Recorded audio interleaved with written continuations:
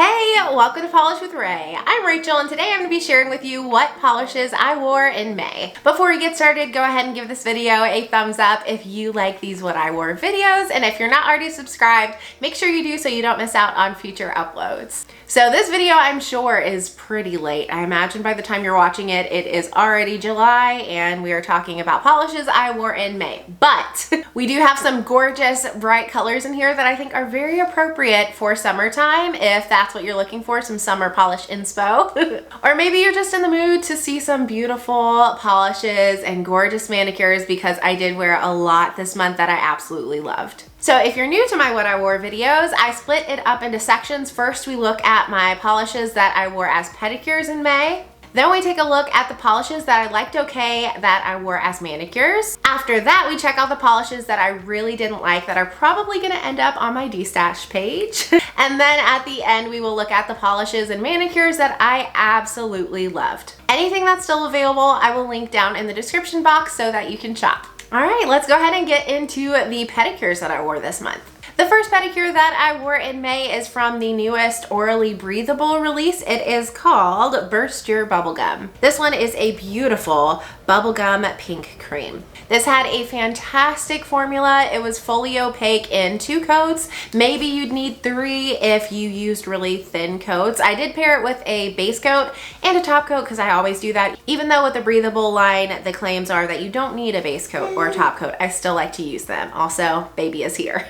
But yeah, this had a fantastic formula. This entire collection, it was the spring summer collection from the Orally Breathable line. Amazing. I absolutely loved it. Every color, fantastic. So pretty. And I've been craving wearing a bright bubblegum pink as a pedicure for a while. I just got done wearing Kid in a Candy Store from China Glaze, so it's not like I didn't just get done wearing a bright pink pedicure. But I can't help it. I think it is the perfect pedicure color for spring and summer, for me anyway. So yeah, I absolutely loved this polish and loved it as a pedi. And then after I finished wearing Orally Burst Your Bubblegum, I pulled this OPI to wear. It is Coastal Sanctuary, and I would describe this one as being a beige cream. I wore this one actually last May and just was eyeing it on my shelf and had to reach for it again. I remember loving it last year. It didn't disappoint. I loved it again this year. It is a really beautiful just nude. I think if you've got medium or deep skin tone, this really gives you that fresh, clean look. It pops against your skin tone, and it is, I think, pretty neutral. It's not super warm, so it is very flattering in my opinion. I thought I remembered it having an amazing formula, like a 2-coat formula. That was not the case. I definitely needed 3 coats for this one. But yeah, I'm pretty impressed that I've worn this beige OPI twice within a year. That's saying a lot for me. It's a gorgeous color. All right, now on to manicures that I liked okay. The first one comes from Olive Ave Polish and it's called Sage. I would describe Sage as being a sage base with some silver glass flecks, and certain lightings, I feel like I see some green flash in there. I was really enjoying wearing this kind of color last May, so I decided to grab more, and this was not my very favorite. It didn't have the smoothest application. It wasn't difficult to work with, but I did have a little bit of patchiness, and I think what really tainted this manicure for me is I got like a dent in it pretty early on into wearing it. It just didn't let it dry long enough, and that dent just made me want to take it off pretty quickly. But overall, it was a beautiful color. I love the glass flakes. I'm not destashing it, so that tells you I did like it okay, but I just didn't. Do you like it? I didn't love it. It didn't make it to that love category for me. Another one I just kind of liked okay comes from ZOYA, and it's called Haruko. Haruko is a pinky purple base with some beautiful shifting shimmer that shifts purple to pink to gold. Last time I wore Haruko, I really loved it. This time I didn't love it quite so much. It was beautiful. It was a really pretty color, but I think I just wasn't in the mood for it. Gorgeous formula. I got opacity in 3 coats with a Z-wide brush. It was very easy to apply, and I think would flatter pretty much everybody. Also in this middle category is a cuticula called Starchasm. This one has a pinky purple base and is loaded with gold flakes and holographic flakes.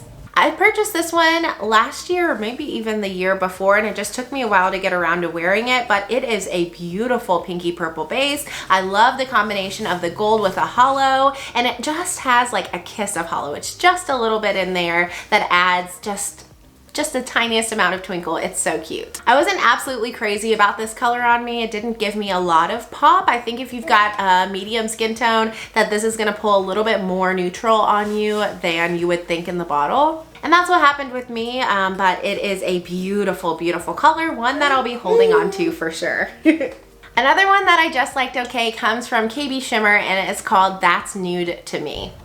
This one I would describe as being a beige, nudie, linear holographic polish. KBSHIMMER polishes always have an amazing formula. This was no exception. It was fully opaque in 2 coats for me. Yeah, very easy to work with and was a super flattering nude shade. I don't reach for nudes despite having quite a few of them in this video actually. I don't reach for them often. So I kind of went into this with a bad attitude. I was fully prepared to not love this one despite never having worn it before.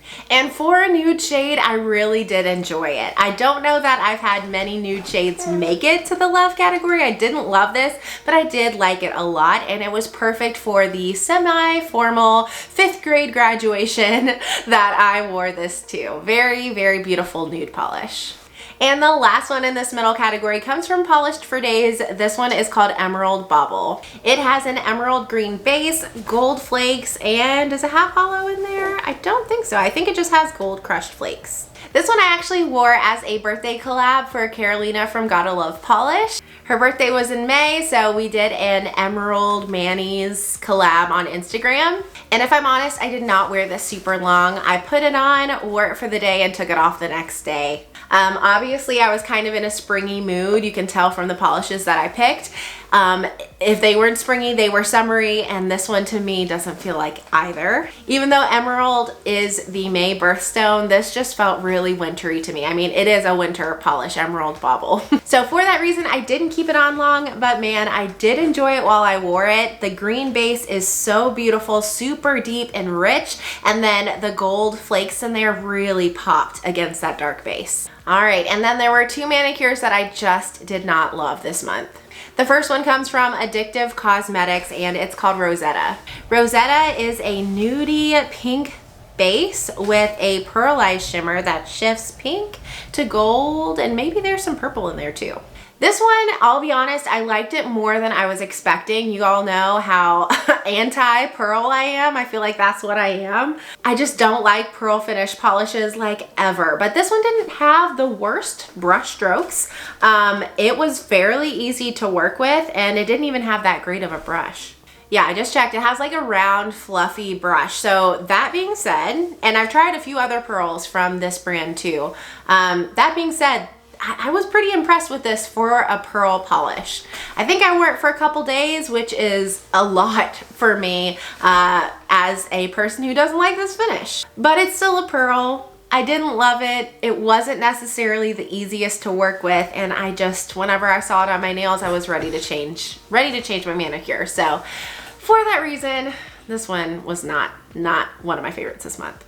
And then the other one that I just was not vibing with was a combo. As a base, I wore STARRILY Bean Toes, which is a white polish. It's got a shifting shimmer that shifts red to purple to gold to copper. Lots of shifts in here.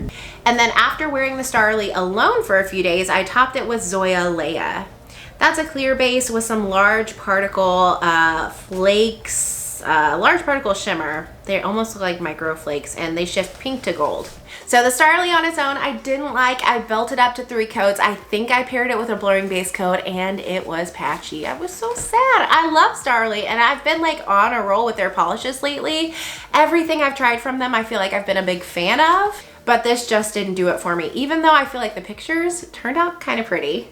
In real life, I feel like the patchiness was more obvious than I wanted it to be, and so for that reason, I will be destashing this one. I did like it slightly more once I added ZOYA Leia. The shifts in here are beautiful. Kind of gave it a frosty feel, which I was not a fan of, so yeah, not a winning combo. This made it better. The ZOYA made it better. It improved it, but still, not, meh. All right, and finishing up with a lot of manis that I loved this month. From Pahlish, we have Cinderelly. This one is a gorgeous sky blue base with shimmer that shifts gold to copper to green.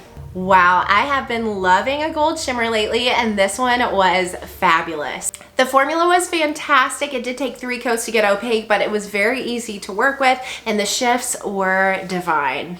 It almost felt like metallic-y in certain lightings because the shimmer is just so densely packed in there. It was especially obvious, and I loved this mani. And then the last standalone polish that I love, the rest are polishes with toppers, is from Static Nails, and it's called Cabana Boy. This one was sent in PR, just to let you know. I would describe this one as being a mid-toned periwinkle base that leans more blue than purple. Holy cow, the formula on this was amazing. It was almost a 1-coater, definitely opaque in 2 coats and so dang shiny. Like when I put the glossy top coat on top, it looked like a gel manicure. I do have a code with Static Nails. It's not an affiliate code, it's just a discount code, and I'll leave that down in the description in case you want to buy any of their stuff. This was the first time I've gotten PR from them, but I've purchased quite a few polishes from them and indie stashes in the past, and I have been very impressed. If you've got a small collection and you just want some really strong creams, I really would recommend Static Nails. Another combo I wore and really enjoyed was ESSIE Go GINZA with Holo Taco Everything Taco. I would describe as ESSIE Go GINZA as being a very white based purple. It leans, I guess, a little bit more pink than it does blue. And then Holo Taco Everything Taco is a topper that has all of the Holo Taco toppers combined. There's, you know, lots of flakes and holo in there too. So this was my first time wearing Go GINZA from ESSIE, and I totally understand the hype now. The formula was amazing. I believe it was fully opaque in 2 coats, very easy to work with, and I wore it by itself for 2 or 3 days, which is a long time for me to wear any manicure, but especially a cream. I really rarely wear creams by themselves, pretty much ever.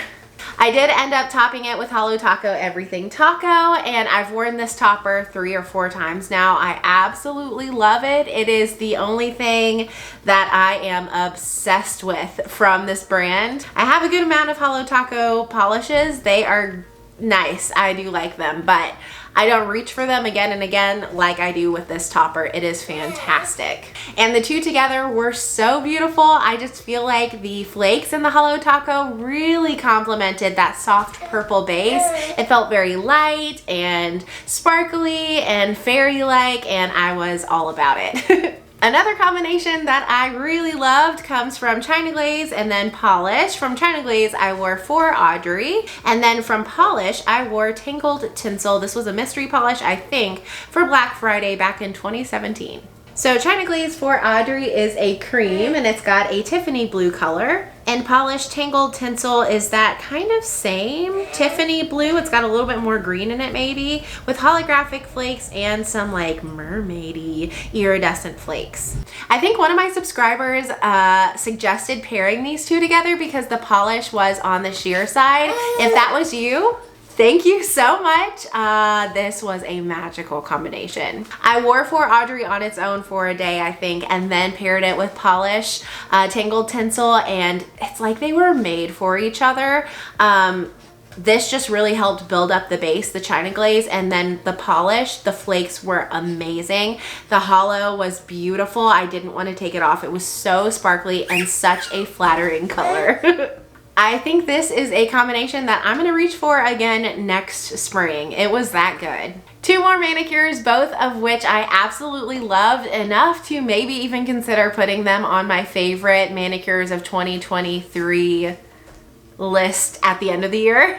Both were combos. The first one combined a Sally Hansen Insta Dry polish in the shade Peeps Fruit Punch with a Wildflower Lacquer topper Fish Upon a Star 2.0. I would describe Peeps Fruit Punch from Sally Hansen as being a bright, reddy coral shade, And then the Wildflower Lacquer is a clear base, or very close to clear base, with gorgeous shifting shimmer that shifts red to gold to copper to green, and then holographic flakes too. I kind of paired these together on a whim. Neither were on my spring rack, but I just really was wanting to wear this topper for some reason.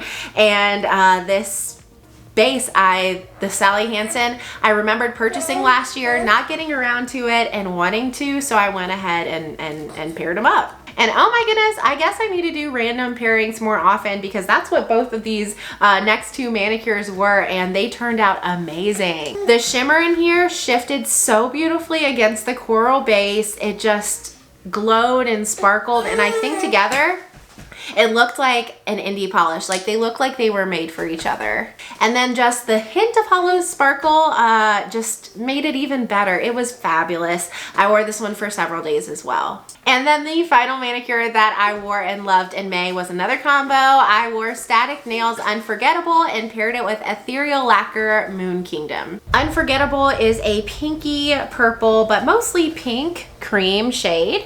And then Ethereal Lacquer Moon Kingdom has a purpley pink base with a lot of shifting shimmer that shifts gold to green. Can you tell I'm loving that shift? And I think there's blue. Yeah, there's definitely a blue shift in there as well. It's super sheer. So I wore Static Nails Unforgettable for a few days on its own. It was received in PR as well. And then I got the Ethereal Lacquer Moon Kingdom in a D-stash, or no, I finally did my haul video that included this. And while it was out, I was like, I see a potentially amazing combination. And I was right. These two, again, made for each other. Unforgettable is such a pretty shade all on its own. It was total Barbie vibes. But then when I paired it with Ethereal Lacquer Moon Kingdom, the shifts were out of this world. I wore this combination for quite a few days as well and just did not want to take it off. I mean, it was outstanding. So those are all the polishes that I wore in May. Let me know down in the comments which of them caught your eye. Hopefully you enjoyed this video. If you did, don't forget to give it a thumbs up and subscribe, and I'll see you next time.